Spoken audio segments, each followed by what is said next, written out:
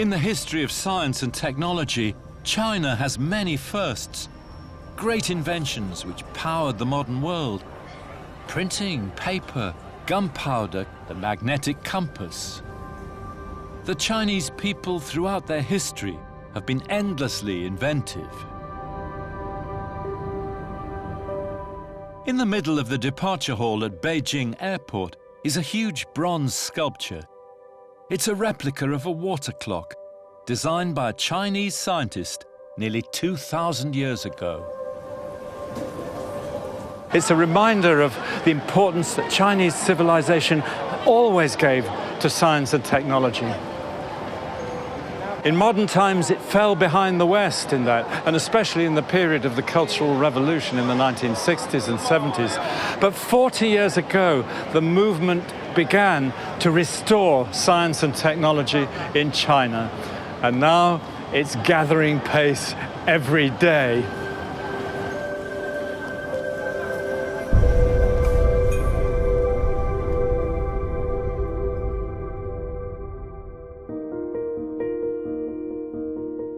Today, China is investing huge resources to get back to the top in technology and science. And there's no more public symbol of that than the high-speed train. China has the world's largest high-speed network, trains taking you almost soundlessly across this vast country in just a few hours. And this all started 40 years ago, at a time when China was still in its first industrial age. It was the dream of China's new leader then, Deng Xiaoping. In 1978, Deng went to Japan and saw how far China had fallen behind. 新干线列车当年是210公里的时速，而中国的列车时速是60公里，反差如此之大，可想而知邓小平受到了什么样的刺激。Deng's fact-finding trip to Japan had convinced him that bettering the lives of the Chinese people could only be brought about through the latest technology. He saw modern robots in the factory making cars. He saw the most modern steel plant in the world at that time. He talked to Matsushita, who the great electronics man, and he could see the extraordinary technology. And he was excited like a little kid in seeing all those things. Through the 1980s, technological developments in China moved swiftly, from installing mainframe computers to rocket science. The Chinese tell you that they hate chaos and that they're very conservative and they're patient and they take it slow. Nonsense. You know, they haven't taken it slow at all. They've been extremely rapid and taken huge risks in their development, for the most part, have succeeded. But at the heart of China's technology boom in the 1980s and 90s was electronics. At the center was the fast-growing metropolis of Shenzhen. The electronics market here was soon the largest in China. Hello.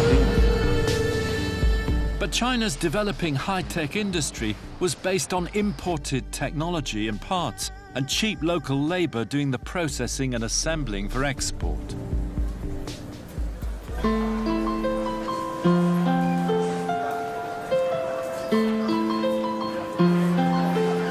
Hi, this looks great.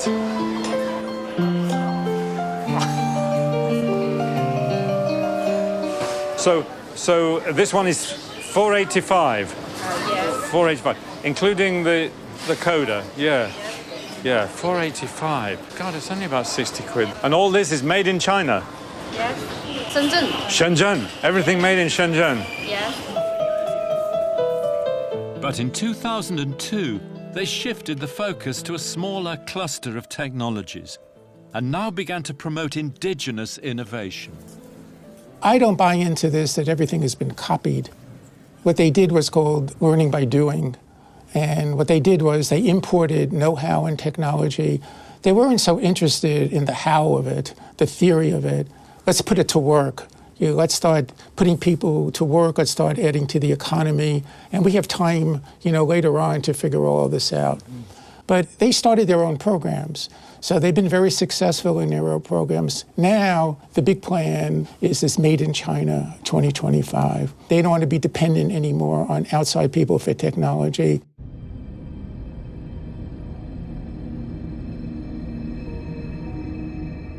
In 2014, the government widened its focus again, looking at the entire manufacturing process, not just in the area of technology, but also in modern services and in traditional industries like the railways. Made in China 2025 was born. 10年的时间，我们就从技术引进，然后到自主研发，然后到完全自主开发设计的这个高铁动车组。我们这个复兴号动车组所有的关键的系统，包括牵引系统、制动系统、网络系统，都是由我们国家完全自主生产制造的。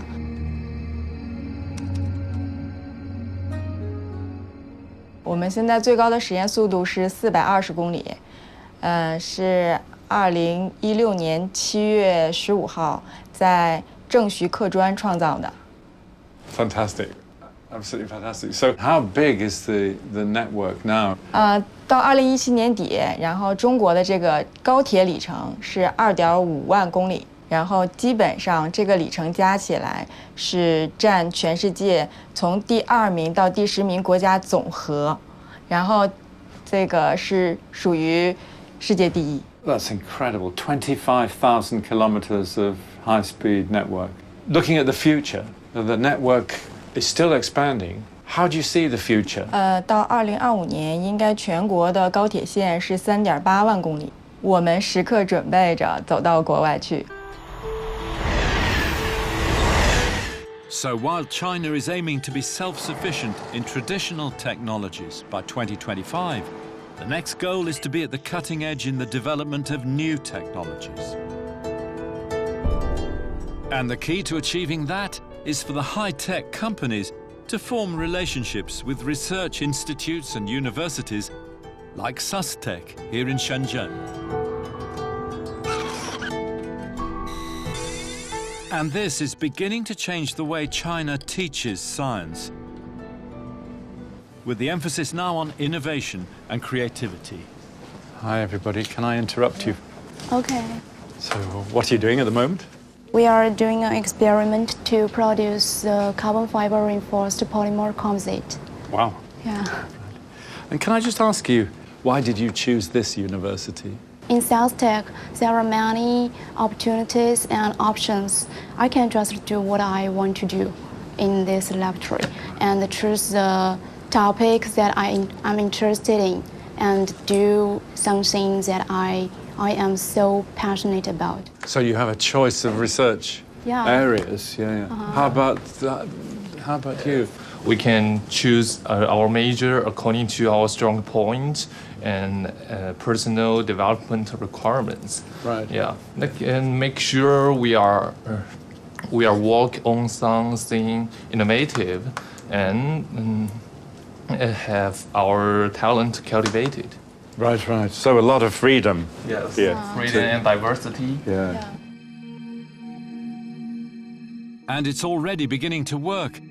In 2017, Shenzhen alone generated $338 billion, over 40% from innovative tech businesses. And the next plan is to expand China's Southern Development Zone to include Macau and Hong Kong. This area is one of the most economically developed areas in China nowadays. And by combining Hong Kong and Macau, the central government has a plan to develop the whole Pearl Delta area into one of the biggest bay areas in the world to become competitive as compared to Tokyo Bay and San Francisco Bay. So China has gone from the first industrial age to the third in just 40 years. And Shenzhen, a small fishing village 40 years ago, has been transformed into a giant metropolis of 13 million people, a high-tech hub, home to huge firms like Huawei, DJI, and Tencent. Okay, this is the future. It's so future that you have to address a robot to begin with. We'll try. 你好，小七，小七。你好。 It works. And today, these companies are flexing their muscles on the world stage, looking forward to the fourth industrial age. I will follow you. Lead on, Xiaoqi. The AI is the fourth industrial revolution. The primary work on AI, deep machine learning, was done in the United States. But going forward, it may be that you need not the people who make the breakthroughs like deep learning, but the tinkerers, the people who follow Edison and apply electricity. And China is a nation of tinkerers. Tencent developed and owns WeChat, a multi-purpose super app with over 1 billion monthly active users. And they're now applying it in many areas, like health and medicine. The phone is a good point of contact to connect to other devices. I input some symptoms on a WeChat interface, then there's an AI robot at the back end that tells me what potential departments and specialties that I should go to first try. In cancer screening, we make use of AI-assisted medical imaging analysis to enable radiologists to better find early tumors. AI never gets tired. Computer can work 24 hours a day. I'm very optimistic. I can foresee that AI being applied to other types of detection. There are really numerous opportunities that the product teams that we have are trying out. So AI and robotics are the next arena, and China's access to big data may give them the edge. The oil that makes the AI machine run is data, and China will have more data because of its people and because it is able to direct and use their data as they wish. So China may be very well positioned to be one of the two leaders in artificial intelligence. China has come a long way in the past 40 years, but now the eyes of the world are on her future. Change in history can happen in many different ways, and great historical events can take different forms. Can technology change the mindset of a civilization no less than war and politics? It certainly gives a different meaning to the idea of revolution.